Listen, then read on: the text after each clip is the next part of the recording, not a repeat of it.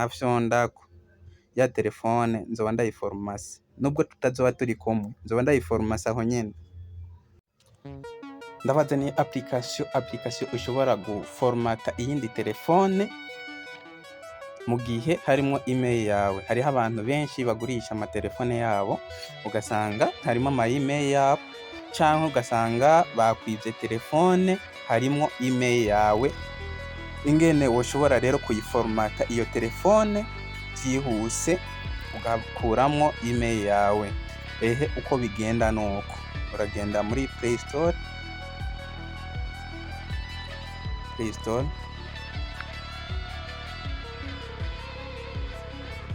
uhige iyi application.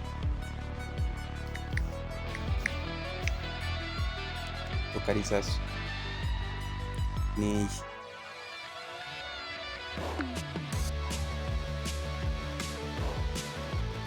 localize do Google. Isondeko uyitersharge. Jewe kubera nsanzwe ndayifise, reka mpite ndabirako direct ndabereka. Turayugurura niyi. Aho gishika ngaha baca bakwereka email, ingene ushiramo email yawe. Nga telefone ariko arakoresha email yawe narabiberetse, uraraba video ngaho nyene irimo.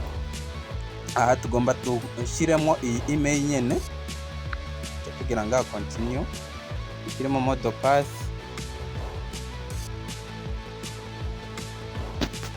Basizemo mode pass.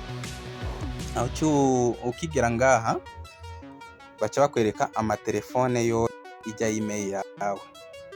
Ngizi telefone iyi Galaxy A05 ni Tecno Camon 11 ni Galaxy S7.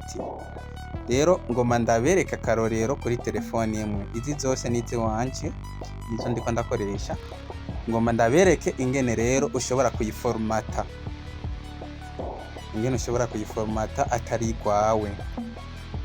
Ucuza ngaha dufate iyi Galaxy A05 ni nyene ndiko ndakoresha ubu nyene. Iyi ni Tecno Camon 11 ni yindi y'uwundi muntu ariko arakoresha yasizemo email wanje, cankwe narayidandaje nibagira gukuramo email yanje. Ngomba fatire kuri iyi Tecno Camon. Turaza ngaha tuyifyondeko iyo telefone ushaka gukuramwo email yawe cyangwa ushaka guforomata. Ucuza ngaha urabona nahafyonze kuri ya telefone Tecno Camon 11. Ucuza ngaha hafyondeko. Ucuza ngaha kandi ufyondeko. Murabona niyo nagira ngaha nkafyonda ya telefone nzoba ndayiforomase, nubwo tutazoba turi kumwe nzoba ndayiforomase aho nyene. Rero je kubera ntashaka kuyiforomata, wewe bikore bivanye n'ingene ubona email yawe itari sekirize, ushaka kuyikura mu yandi ma appareil yashoboye kujako.